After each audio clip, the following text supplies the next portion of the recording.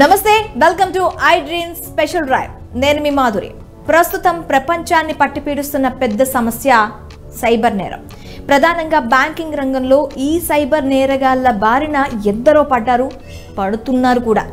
తమ బ్యాంక్ అకౌంట్లో ఉన్న డబ్బులని సైబర్ నేరగాళ్లు కాజేస్తే చూస్తూ ఉండడం తప్ప ఏమీ చేయలేని పరిస్థితిలో ఉండే పరిస్థితి వచ్చేసింది. అయితే సైబర్ నేరగాళ్ల బారిన పడడానికి ప్రధాన కారణం మనమే అవుతున్నామన్నది మరవద్దు. ప్రజల బ్యాంకుల్లో ఉన్న సొమ్మును కాజేసేందుకు సైబర్ నేరగాళ్లు రకరకాలుగా ప్రయత్నిస్తూ ఉంటారు.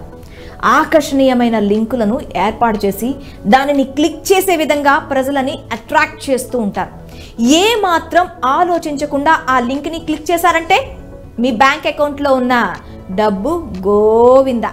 సైబర్ నేరగాళ్ల ఆటలు కట్టడానికి పోలీసులు ఎన్నో వ్యూహాలు రచిస్తున్నప్పటికీ మరో కొత్త దారి వెతుక్కుంటూ దర్జాగా ప్రజల సొమ్మును కాజేస్తున్నారు. ఇలాంటి సైబర్ నేరగాళ్ల గురించి ప్రభుత్వాలు తగిన జాగ్రత్తలు తీసుకుంటున్నప్పటికీ ఆ నేరాలు మాత్రం పూర్తి స్థాయిలో అరికట్టలేకపోతుంది.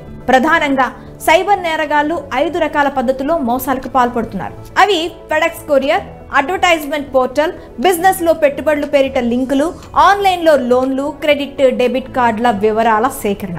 ప్రధానంగా ఈ 5 పద్ధతుల్లో ఎక్కువగా మోసాలు జరుగుతున్నట్లు తెలంగాణ పోలీస్ వార్షిక నివేదికలో పేర్కొంది. ఈ ఏడాదిలో నమోదైన నేరాలలో 16% సైబర్ నేరాలే ఉంటుండగా జాతీయ స్థాయిలో నమోదవుతున్న సైబర్ నేరాల్లో తెలంగాణలోనే 2.5% మేర నమోదవుతున్నట్లు పోలీసులు చెప్తున్నారు.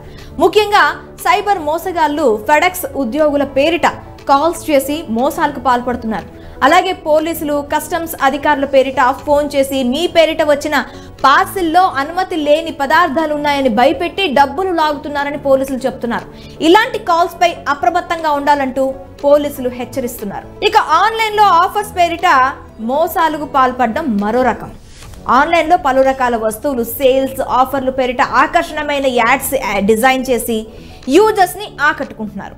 ఫ్లిప్కార్ట్, అమెజాన్ లాంటి ప్రముఖ ఆన్లైన్ షాపింగ్ వెబ్సైట్లను మోసాలకు వాడుకుంటున్నారు.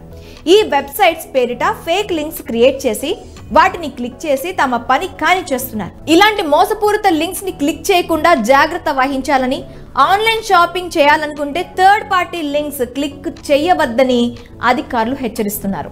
ఇక తక్కువ పెట్టుబడితో ఈజీగా డబ్బులు సంపాదించవచ్చని, అధిక లాభాలతో బిజినెస్ రన్ చేయొచ్చని చెబుతూ డబ్బులు గుంజే ప్రయత్నం మరో రకం సైబర్ మోసం. ఇలాంటి ప్రకటనలు చూసినప్పుడు మోసపూరితమైనవని గమనించాలి. రియల్ ఎస్టేట్లో పెట్టుబడులు, క్రిప్టో కరెన్సీ సంబంధిత పెట్టుబడులు, పిరమిడ్ స్కీమ్లు, మల్టీ లెవెల్ మార్కెటింగ్లో పెట్టుబడులు లాంటి వాటిపై జాగ్రత్తగా ఉండాలి. అదే విధంగా ఎలాంటి ష్యూరిటీ లేకుండా లోన్లు ఇస్తామని వ్యక్తిగత సమాచారం సేకరించి బ్యాంక్ వివరాలు తీసుకొని ఆర్థిక మోసాలకు పాల్పడుతున్నారు. వీటిపై కూడా చాలా జాగ్రత్తగా ఉండాలి. మరోవైపు క్రెడిట్ డెబిట్ కార్డుల రూపంలో సైబర్ మోసాలు అధికంగా జరుగుతున్నాయని అధికారులు చెబుతున్నారు. బ్యాంక్ అధికారులమని చెబుతూ కేవైసీ అప్డేషన్ అంటూ మీ క్రెడిట్ కార్డు బ్లాక్ అయ్యిందంటూ మోసాలకు పాల్పడతారు. ఇలాంటి వాటిపై చాలా జాగ్రత్తగా వ్యవహరించాలని నిపుణులు సూచిస్తున్నారు. ఈ సైబర్ నేరగాళ్లు ప్రజలలో నెలకొనే ఆర్థిక అవసరాలనే బలహీనతని పెట్టుబడిగా పెట్టి కోట్లాది రూపాయలను కొల్లగొడుతున్నారు. పోలీస్ యంత్రాంగం ఈ సైబర్ నేరాలపై ప్రధానంగా దృష్టి సారించింది. అనుమానాస్పద ఆర్థిక లావాదేవీలకు సంబంధించి సైబర్ నేరగాళ్లవి గుర్తించిన మొత్తం 28,610 సిమ్ కార్డులను పోలీసులు బ్లాక్ చేశారు. తెలంగాణ పోలీసులు ఇతర రాష్ట్రాల పోలీసులతో కలిసి సైబర్ నేరగాళ్లకు సంబంధించిన 58,446 క్రైమ్ లింకులను గుర్తించి వీటిపై దర్యాప్తు చేపట్టారు. ఇలాంటి ఒకే తరహా మోసాలకు సైబర్ నేరగాళ్లు పాల్పడుతుంటే ఇతర రాష్ట్రాల పోలీసుల సహకారంతో ఇలాంటి నేరాలని ఎక్కువ శాతం అరికట్టడానికి పోలీసులు కృషి చేస్తున్నారు.